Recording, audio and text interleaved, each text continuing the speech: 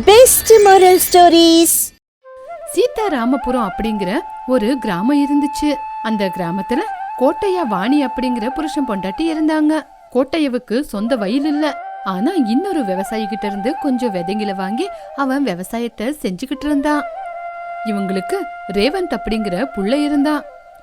ஏங்க வீட்ல சமைக்கிறதுக்கு அப்படின்னு எந்த பொருளும் இல்லங்க, உங்களுக்கு வேலை இருந்தா வேலை செஞ்சு கொஞ்சம் காசை கொண்டு வாங்க அப்படின்னு சொன்னான். நான் கூட அதை பத்தி தான் யோசிக்கிறேன் வாணி. பக்கத்தூர்ல ரோடு போடுற வேலை இருக்கா, நானும் போய் அவங்க கூட சேர்ந்து ரோடு போடுறேன் அப்படின்னு கோட்டைய சொன்னான். ஏங்க பத்திரமா போயிட்டு வாங்க அப்படின்னு வாணி சொன்னான். அதுக்கப்புறம் கோட்டையா பக்கத்து ஊருக்கு போய் வேலை செஞ்சு அந்த சம்பாத்தியத்தை வீட்டுக்கு கொண்டு வந்தான். அதுக்குள்ள ரேவந்த் காலேஜ் முடிச்சு வீட்டுக்கு வந்தான். அப்பா, எங்க காலேஜ்ல நாளைக்கு எங்க மேடமுக்கு ஒரு ஃபங்க்ஷன் வச்சிருக்காங்க. எல்லா ஸ்டூடெண்ட்டுங்களும் சேர்ந்து காசு போடுறாங்க, எனக்கு கொஞ்சம் காசு வேணும். சரிப்பா அப்படின்னு ரேவந்துக்கு காசை கொடுத்தான். அந்த காசை வாங்கிக்கிட்டு ரேவந்த் அங்கிருந்து கிளம்பி போயிட்டான். ஆனா ரேவந்துக்கு ஒரு கெட்ட பழக்கம் இருக்கு, எப்பவுமே பொய் சொல்ற பழக்கம். கோட்டையா ரேவந்துக்கு காசை கொடுத்துட்டு மிச்ச காசுல வீட்டுக்கு தேவையான பொருளுங்களை வாங்கிக்கிட்டு வந்து கொடுத்து மறுபடி நாள் மறுபடியும் வேலைக்கு கிளம்பி போகும்போது அதே கிராமத்துக்கு சேர்ந்த சோமையா எதிரில வந்தாரு. என்ன கோட்டையா, உன் புள்ள அப்படி இருக்கான்?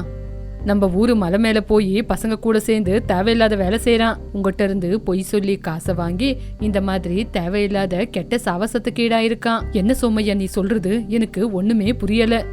என் பையன் அந்த மாதிரி வேலையெல்லாம் செய்ய மாட்டான், என்கிட்ட பொய்ய கூட சொல்ல மாட்டான் சோமையா.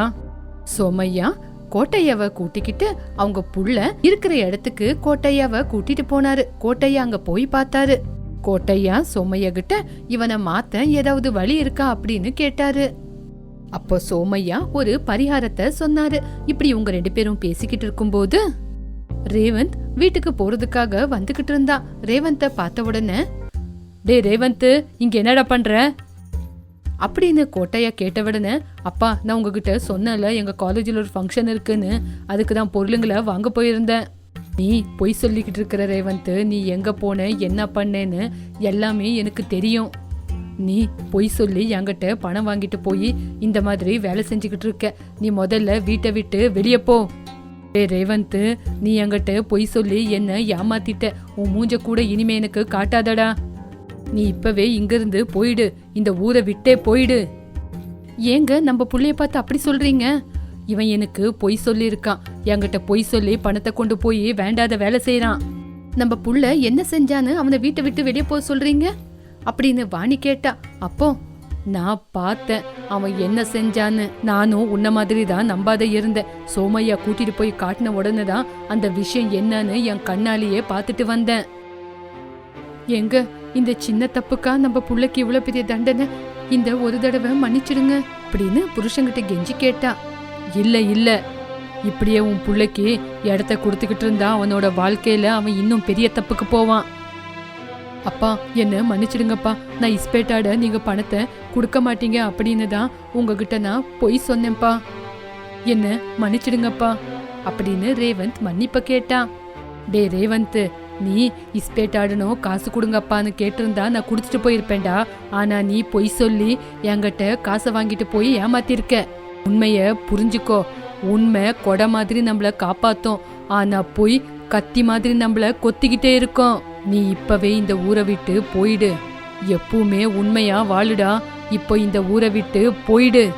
அப்பாவோட பேச்ச கேட்டு ரேவந்த் அந்த ஊரை விட்டு கிருஷ்ணராஜபுரம் அப்படின்னு இருக்கிற ஒரு கிராமத்துக்கு போனான். அங்க மகேஷ் அப்படின்னு அவனுக்கு ஒரு ஃப்ரெண்ட் இருந்தான்.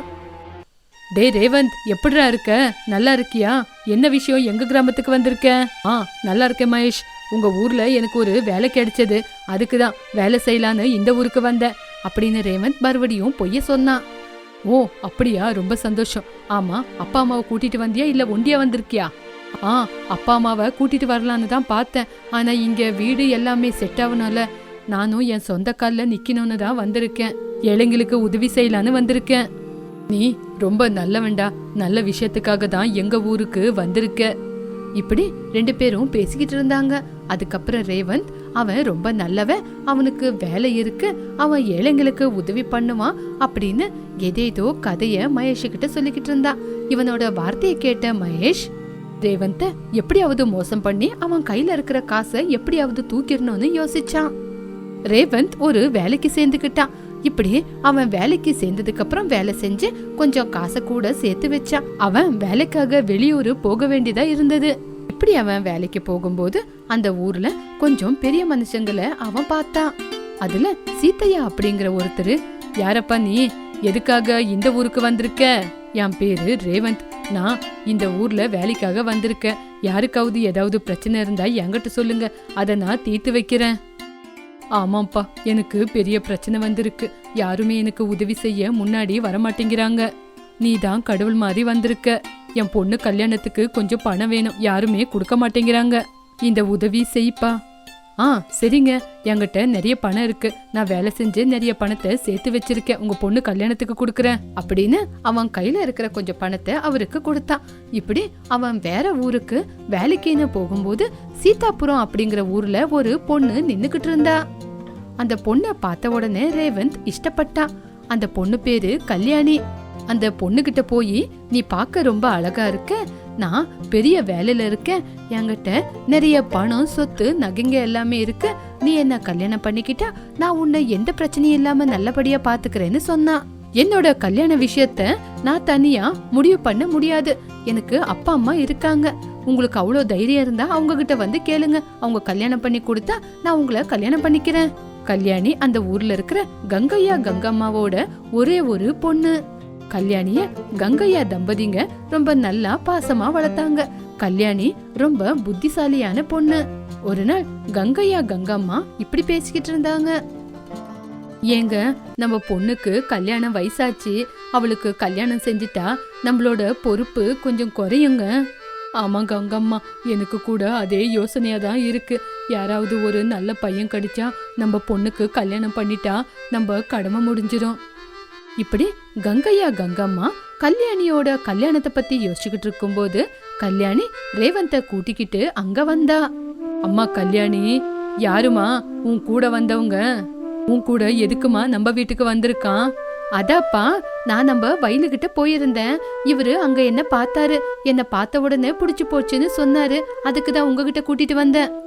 உன்னை பத்தி கொஞ்சம் விஷயத்த நான் தெரிஞ்சுக்கணுமே. என் பொண்ணு கல்யாணிய எதுக்கு நீ கல்யாணம் பண்ணிக்கணும்னு யோசிக்கிற?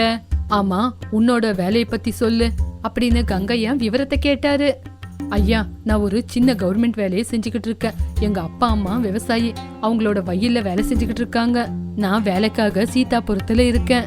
உங்க பொண்ணை பார்த்த உடனே எனக்கு பிடிச்சு போச்சு. உங்க பொண்ணை கல்யாணம் பண்ணிக்கலான்னு யோசிக்கிறேன்.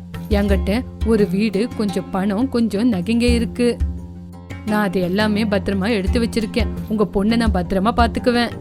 அதனால உங்க பொண்ணை கொடுத்து கல்யாணம் பண்ணி வைங்க அப்படின்னு சொன்ன உடனே கங்கம்மா கங்கையா இவன் நல்ல பையன் அப்படின்னு நினைச்சுக்கிட்டு ஒரு நல்ல முகூர்த்த நாள் பாத்துக்கிட்டு எங்க வீட்டுக்கு வாங்க அப்படின்னு சொன்னாங்க. ரேவந்த் நல்ல நாளை பார்த்து அந்த ஊரை பெரிய மனுஷனை கூட்டிக்கிட்டு கங்கையா வீட்டுக்கு வந்தான். கங்கையா கிட்ட ராஜையா பேசி அந்த சம்பந்தத்தை நல்லபடியா முடிச்சு வச்சாரு. ரேவந்த் இதுக்கு முன்னாடியே அவனுக்கு வரப்போற பொண்டாட்டிக்காக கொஞ்சம் நகைங்களை அவன் செஞ்சு வச்சிருந்தான். ஐயா கங்கையா, இந்த ரேவந்த் அப்படிங்கிற பையன் கொஞ்ச நாளாவே எங்க ஊர்ல வேலை செஞ்சுக்கிட்டு இருக்கான். ரொம்ப நல்ல பையன். உங்க பொண்ணுக்கும் இந்த பையனுக்கும் நல்லபடியா கல்யாணம் பண்ணி வைங்க. வரதட்சணை எதுவுமே வேண்டாம், உங்க பொண்ணை மட்டும் கொடுத்து கல்யாணம் பண்ணி வைங்க. சரிங்க ராஜையா, எங்க பொண்ணை உங்க புள்ளைக்கு கொடுத்து கல்யாணம் பண்ண சம்மதம். கல்யாணம் முடிவாயிடுச்சுன்னு அந்த விஷயத்த ரேவந்த் மகேஷ் கிட்ட சொன்னான். ரொம்ப சந்தோஷம் ரேவந்த், அப்போ சீக்கிரமா கல்யாண சாப்பாடு போட போற. மகேஷ் அவனோட மனசுல ரேவந்த எப்படி மோசம் பண்ணலான்னு யோசிக்க ஆரம்பிச்சான். மகேஷ், நீ என்னோட கல்யாணத்துக்கு வந்து எல்லா வேலையும் முன்னாடி இருந்து பாத்துக்கணும். அதுக்குள்ள மகேஷ், எனக்கு கொஞ்சம் வீட்டு வேலை இருக்கு, கொஞ்சம் பணம் கொடுத்து உதவியான்னு கேட்டான். அப்போ ரேவந்த் கொஞ்சம் பணத்தை கூட கொடுத்தான். அதே ஊர்ல இருக்கிற வெங்கையா அவரோட பொண்டாட்டிக்கு உடம்பு சரியில்லைன்னு பணம் தேவையா இருந்தது. அந்த பணத்தை யாருகிட்ட கேட்கலான்னு தேடிக்கிட்டு வந்தாரு. அப்போ ரேவந்த் கிட்ட வந்து பணத்தை கேட்டா.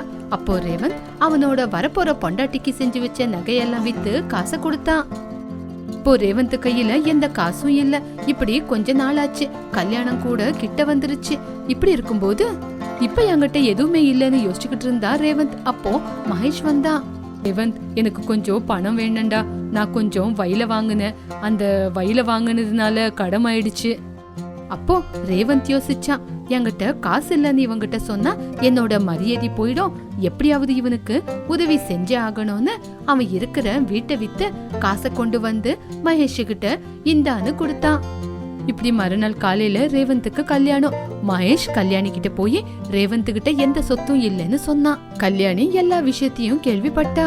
கல்யாணி ரேவந்த் கிட்ட வந்து, நீ சொன்ன பொய்ய கேட்டு நாங்க மோசம் போயிட்டோம். நீ என்ன ஏமாத்திட்ட. உங்ககிட்ட சொத்து பணம் நகை எதுவுமே இல்ல. இதனால நீ எனக்கு தேவையில்லை அப்படின்னு சொல்லி கல்யாணி கல்யாணம் வேண்டான்னு போயிட்டா. ரேவந்த் எப்பவுமே பொய் சொல்லி பழகுனதுனால அவனோட நண்பனை அவனை ஏமாத்திட்டான்னு அவங்க அப்பா சொன்ன வார்த்தை அவனுக்கு ஞாபகம் வந்தது. உண்மை நம்மளுக்கு கொடையா காப்பாத்தும், ஆனா பொய் அப்படிங்கறது கத்தியா வெட்டி கொல்லும். நம்ம பொய் சொல்லி வாழ்ந்தோம்னா ஒரு பொய்ய மதிக்க இன்னொரு பொய்ய சொல்லிக்கிட்டே இருக்கணும். அதே உண்மை சொல்லி வாழ்ந்தோம்னா எங்கேயுமே யாரு முன்னாடி பயப்பட வேண்டிய அவசியம் இல்ல. இருக்கிறத இருக்கிற மாதிரி சொல்லணும். எதுவுமே அதிகப்படுத்தி சொல்லக்கூடாது. இதனால நம்ம புரிஞ்சுக்க வேண்டியது என்னன்னா, உண்மை சீக்கிரமா வெளியே வராது. அதே பொய்னா சீக்கிரமா வெளியே வந்துரும். எல்லாத்தையுமே இழந்து போன ரேவந்த் அதுக்கப்புறம் அவங்க அப்பா அம்மா கிட்ட போய் உண்மையை சொல்லி ஒரு நல்ல புள்ளையா வாழ ஆரம்பிச்சான். இதுதான் இன்னையோட கதை. மறுபடியும் ஒரு நல்ல கதையோட மீண்டும் சந்திக்கலாம். பச்சை பசேல்னு நிறைஞ்சிருக்கிற அந்த மலைக்கு நடுவுல இருக்கிற அழகான கிராமம் அது.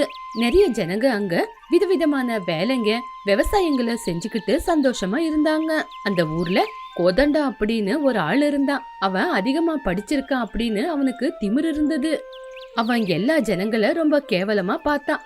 அவனோட பார்வையில அவனை விட எல்லாருமே புத்தி குறைவானவங்க அப்படின்னு, அவனை விட புத்திசாலி யாருமே இல்ல அப்படின்னு அவன் யோசிச்சுக்கிட்டு இருந்தான்.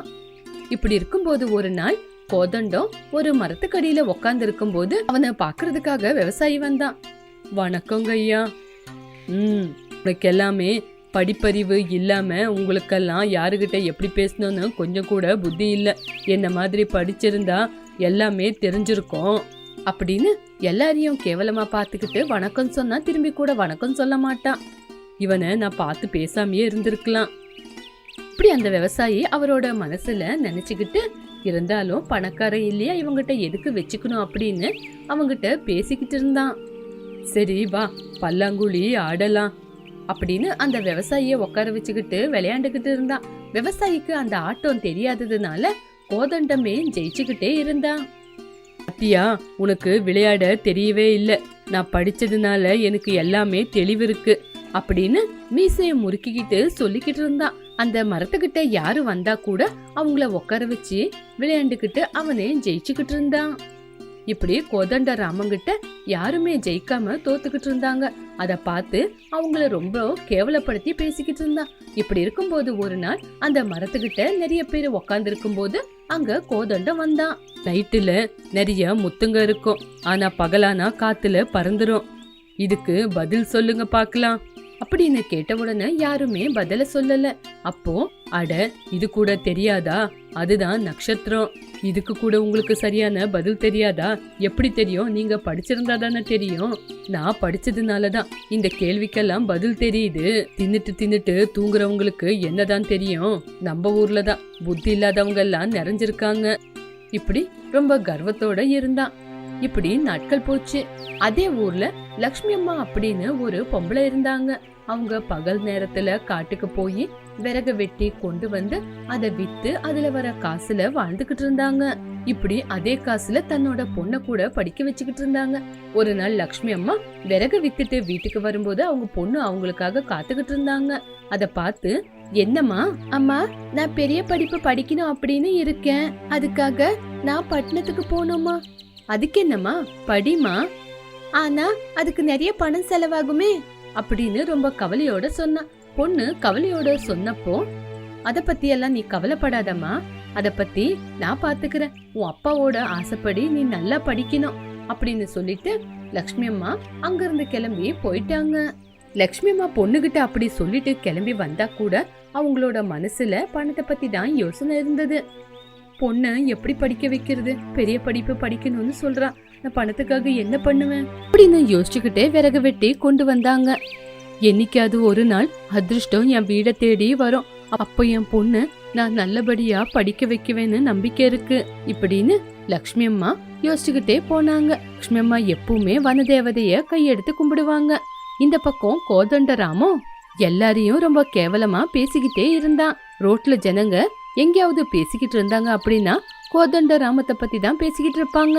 இந்த கோதண்டம் பெரிய புத்திசாலி அப்படின்னு எப்பவுமே எல்லாரையும் கேவலப்படுத்தி பேசுறான். ஆமாண்டா, அவன் எப்பவுமே அப்படிதான். அப்படி கோதண்டம் பத்தி ரொம்ப கேவலமா பேசுவாங்க. கோதண்டம் எங்க இருக்கானோ அந்த பக்கம் யாரும் கூட போகவே மாட்டாங்க. கோதண்டம் அந்த மரத்துக்கடியில உக்காந்துருந்தா அந்த பக்கம் போற ஜனங்க எதுக்குடா இவங்கிட்ட வம்பு, சும்மா வாயை கொடுத்து எதுக்கு வாங்கி கட்டிக்கணும் அப்படின்னு அவனை பார்த்து பார்க்காத மாதிரியே போயிடுவாங்க. ஆனா அதை பார்த்தா கோதண்டராமோ, என்கிட்ட பேசணும் அப்படின்னா அவங்களுக்கு என்ன விட புத்தி இருக்கணுமே, இங்க யாருமே அந்த மாதிரி இல்லையே, அதுதான் என்னை பார்த்து பயந்து ஓடுறாங்க அப்படின்னு தனக்குள்ள தானே கர்வம் பட்டுக்கிட்டு இருந்தான். இப்படி நாட்கள் போச்சு. இப்படி இருக்கும்போது ஒரு நாள் லக்ஷ்மி அம்மா அந்த வழியா விறகு எடுத்துக்கிட்டு அந்த வழியா வந்தாங்க. லக்ஷ்மி அம்மா கிட்ட பேச்சு கொடுக்கலாம் அப்படின்னு. என்ன லக்ஷ்மி அம்மா, எங்க போய்கிட்டு இருக்க?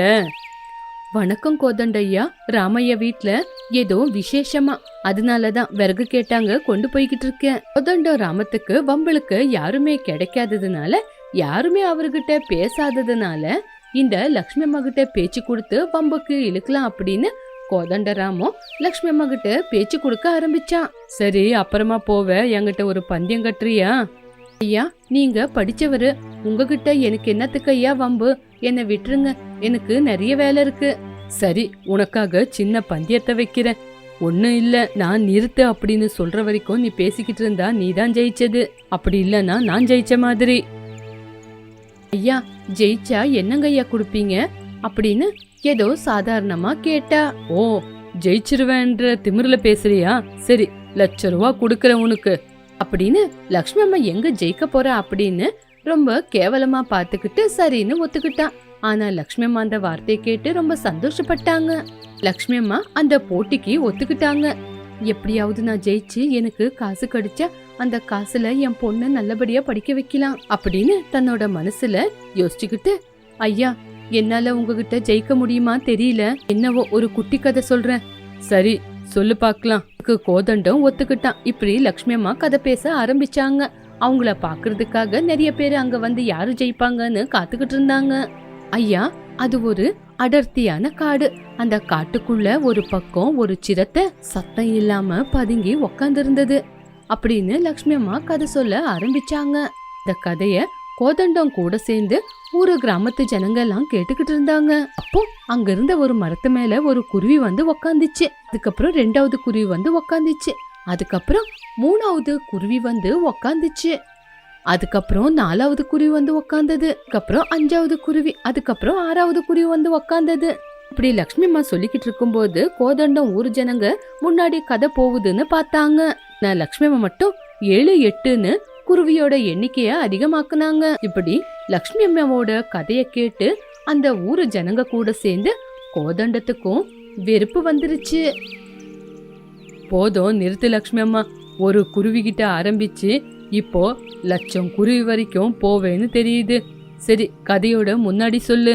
போ. லக்ஷ்மி அம்மா சிரிச்சுக்கிட்டே, ஐயா, நீங்க தான் என்ன நிறுத்த சொன்னீங்க, அப்போ நான் தானே ஜெயிச்ச மாதிரி அப்படின்னு ரொம்ப பாவமா சொன்னான். அதை கேட்ட கோதண்டத்துக்கு பெரிய தப்பு பண்ணிட்டுமே, எனக்கு தெரியாம நானே நிறுத்த சொல்லிட்டேனே அப்படின்னு ரொம்ப கவலைப்பட்டு யோசிச்சான். அமத்து ஜனங்க கூட கோதண்டத்துக்கு இது தேவைதான்னு நினைச்சாங்க. ஐயோ, அது வந்து ஏதோ தெரியாம சொல்லிட்டேன் ஐயா, அதெல்லாம் எனக்கு தெரியாதுங்க ஐயா, நீங்க நிறுத்த சொன்னீங்க, நான் நிறுத்திட்டேன். போ, பந்தயத்துல நான் ஜெயிச்ச மாதிரி தானே அப்படின்னு சொன்ன உடனே கோதண்டம் எதுவுமே பேசாம உக்காந்தான். போ, அங்க நிறைஞ்சு இருக்கிற அந்த ஊரு ஜனங்க கூட கோதண்டம் தோத்துட்டான் அப்படின்னு சொல்லிக்கிட்டு இருந்தாங்க. ஐயா, நீங்க சொன்ன மாதிரி தானே லக்ஷ்மி அம்மா செஞ்சிருக்காங்க. நீங்க நிறுத்துன்னு சொல்ற வரைக்கும் பேச சொன்னீங்க, அதே மாதிரி செஞ்சாங்க. இங்க பாருங்க ஐயா, நீங்க பந்தயத்தை கட்டிருக்கீங்க, கட்டின மாதிரி காசை கொடுங்க. இப்படி கோதண்டம் எதுவுமே செய்ய முடியாது அப்படின்னு வீட்ல இருந்து ₹1,00,000 காசை கொண்டு வந்து லக்ஷ்மி அம்மாக்கு கொடுத்தான். லக்ஷ்மி அம்மா அந்த பணத்தை பார்த்து ரொம்பவே சந்தோஷப்பட்டாங்க. அந்த வனதேவதை தான் என்ன காப்பாத்திருக்கா, என் பொண்ணோட படிப்புக்கு காசை கொடுத்திருக்கா. லக்ஷ்மி அம்மா மனசுல அந்த வனதேவதைக்கு கையெடுத்து கும்பிட்டு காசை எடுத்துக்கிட்டு கிளம்புனாங்க. கோதண்டம் ரொம்பவே வெக்கப்பட்டு அங்கிருந்து கிளம்பி போனான். லக்ஷ்மி அம்மா அந்த காசை எடுத்துட்டு போய் பொண்ணை படிக்க வைக்க பார்த்தாங்க. லக்ஷ்மி அம்மா அவங்க பொண்ணை படிப்புக்காக பட்டணத்துக்கு அனுப்புனாங்க. கோதண்டம் இவ்வளவு நாள் தான் செஞ்சது தப்பு அப்படின்னு உணர்ந்து யாரையுமே கேவலமா பார்க்க கூடாதுன்னு யோசிக்க ஆரம்பிச்சான். இதுதான் இன்னையோட கதை. மறுபடியும் ஒரு நல்ல கதையோட மீண்டும் சந்திக்கலாம்.